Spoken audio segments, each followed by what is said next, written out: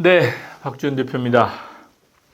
오늘은 그동안 한 4년, 5년 동안 선풍적인 유행이라고 할까요? 빌딩 시장, 이런 부동산 투자 시장에 유행처럼 번졌던 공투족 얘기를 잠깐 해보려고 합니다. 2018년, 19년 이제 상업용 부동산 시장이 조금 유행처럼 투자자들이 많이 유입된 상황이 있었어요. 그러다 보니까 유행처럼 번지기 시작한 게 이제 빌딩 투자, 특히 꼬마 빌딩 투자였습니다. 그래서 이제 자본력이 좀 부족하신 분들은 이 공동 투자, 공투족이라고 표현합니다. 공동 투자가 아주 유행처럼 번졌던 시기가 있었어요. 특히 2020년, 21년, 22년, 뭐 한 3년에 걸쳐서 정말 많은, 정말 유행처럼 번졌던 이런 공투족 열풍이 좀 불었었습니다. 유튜브가 조금 활성화되고 2020년, 21년이죠. 유튜브가 조금씩 뭐 우리나라 미디어 쪽에서 깊숙이 파고 들어오기 시작하면서 이 공투족들이 성공 사례를 많이 방송으로 내보내면서 사람들이 이제 공투에 대한 어떤 두려움이 좀 많이 좀 줄어든 거죠. 특히 이제 그 공투의 시작점은 경매였던 것 같습니다. 경매 시장 쪽이 공투적이 많았어요. 저희가 항상 투자를 말씀드릴 때 그 말씀을 드립니다. 좋을 때는 또 잘 되면 전혀 문제가 안 돼요. 왜? 대부분 그냥 사기만 해도 다 올랐던 시장일 때는 다들 올랐으니까 또 성공을 했으니까 그걸 가지고 영상을 찍으셨을 거란 말이죠. 영상도 내보내고 그러면서 투자자도 유치하고 많은 뭐 초보 투자자 포함해서 뭐 젊은 30, 40대 이런 투자자들이 공동 투자를 모집하고 또 공동 투자 사례를 가지고서 주변에 투자자들을 이렇게 만들어서 투자한 사례들이 정말 많았어요. 심지어 뭐 경매뿐만 아니고 경매 무슨 학원, 또 강남에는 뭐 중개법인들까지 공투를 부추긴다 그럴까요? 뭐 이런 유행처럼 공투를 또 시행하는 사례들이 정말 많았습니다. 어느 순간인가 이 공동투자, 공투에 대한 어떤 시장이 식었습니다. 급격하게 식었어요. 왜? 많이 어렵거든요. 2023년 금리가 오르고 또 경기 상황이 안 좋아지면서 공실이 늘어나고 또 공투로 해서 건설하신 또 신축을 하시거나 리모델링 하셨던 투자 비용은 늘어나고 금리도 또 올라갔고 건설 비용도 늘어나면서 당초에 예상했던 수익률을 발생은 어림도 없고요. 원금까지 까먹는 상황들이 여기저기서 비일비재하게 이제 발생되기 시작한 거죠. 제가 말씀드렸잖아요. 투자는 성공만 바라보고 가는 게 아닙니다. 실패에 대한 리스크도 꼭 점검하시고 가셔야 되는 거죠.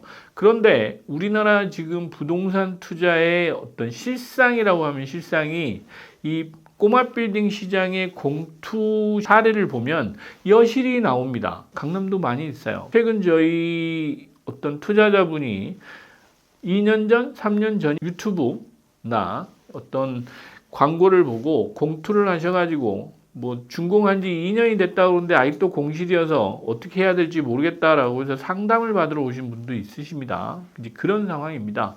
그러다 보니 지금 공투족들이 거의 자멸하기 일보 직전이다라는 게 이제 시장 상황이에요. 그러다 보니 최근에는 이 공투족을 유입했던 유튜버 시장도 많이 지금 사그라들었어요. 좀 잠잠합니다, 요즘에.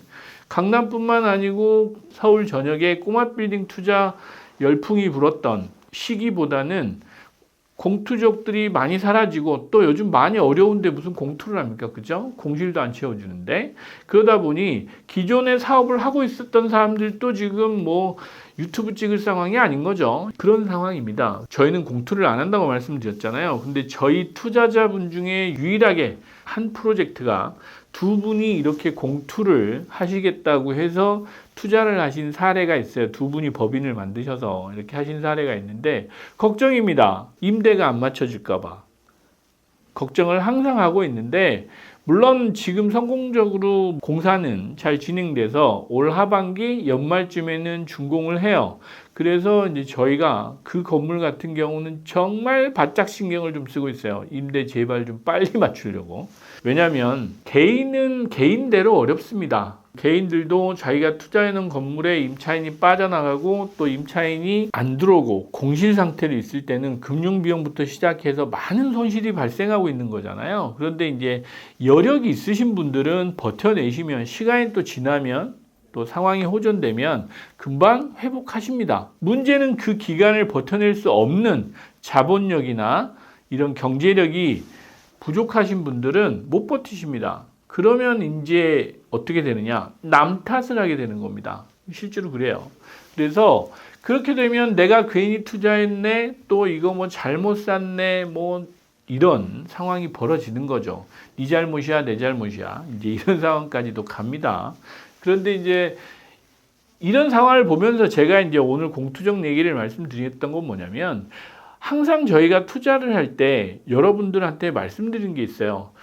꼭 성공하는 것만 보시지 말고 뭔가 잘못됐을 때 그 리스크도 꼭 보시면서 투자를 하셔야 투자입니다 라고 말씀을 드리거든요. 실제로 여러분들 주식 투자도 마찬가지시잖아요. 예를 들면 지금 삼성전자가 뭐 8만 전자, 그래도 오늘 아침 신문 보니까 뭐 11만 전자도 기대한다라는 기사가 나와요.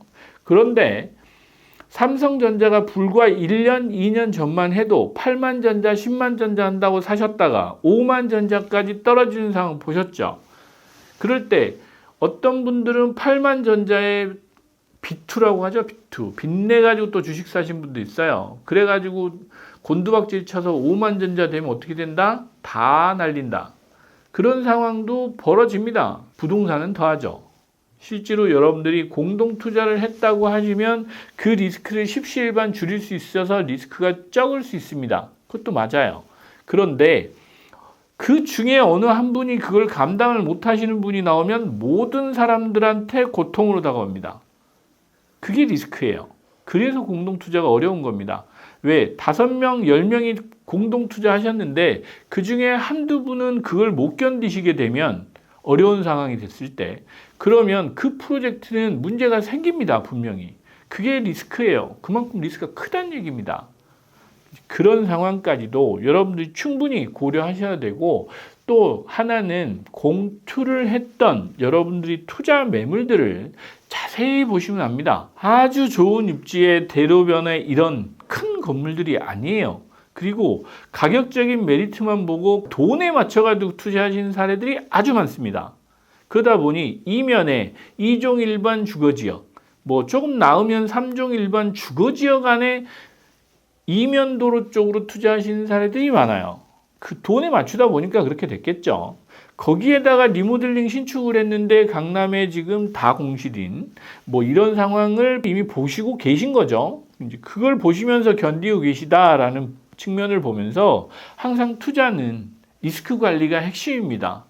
여러분들 돈을 버시는 거 자산을 늘리시겠다고 성공만 바라보고 투자하시면 정말 위험하다라는 말씀을 오늘 드리고 싶어서 공동 투자에 대한 리스크를 좀 말씀드립니다. 이 공투적 하지 말란 얘기가 아닙니다. 여러분들의 자본력 또 그걸 극복해낼 수 있는, 견뎌낼 수 있는 어떤 경제적인 여건까지 다 확인하신 후에 공동투자도 하셔야 된다라는 말씀을 드려요. 그래서 이제 부동산의 뭐 조각 투자라고 하죠. 그런 부분도 생겨나고 하는데 사실은 저는 그것도 프로젝트를 잘 보고 들어가셔야 된다라는 말씀을 드리고 싶어요. 단순히 큰 회사가 하고 또 소액으로 들어가니까 리스크가 없다라고 생각하시는 거 그것마저도 사실은 리스크입니다. 이제 그래서 그런 부분들을 조금 전문성을 가지고 조금 스터디를 한 후에 들어가셔도 늦지 않아요.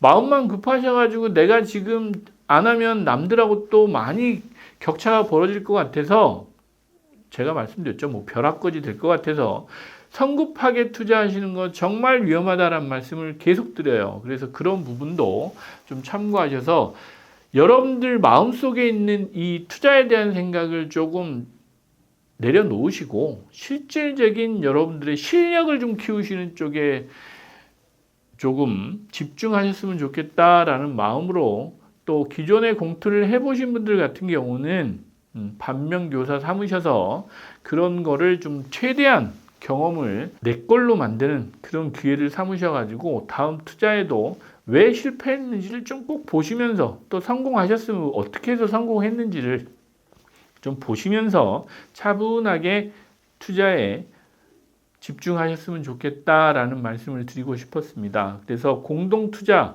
나쁘다 좋다가 아니고 그 공동투자를 하셨던 분들 스스로 좀 내 마음을 돌이켜보는 시간을 갖자라는 의미였습니다. 네, 감사합니다.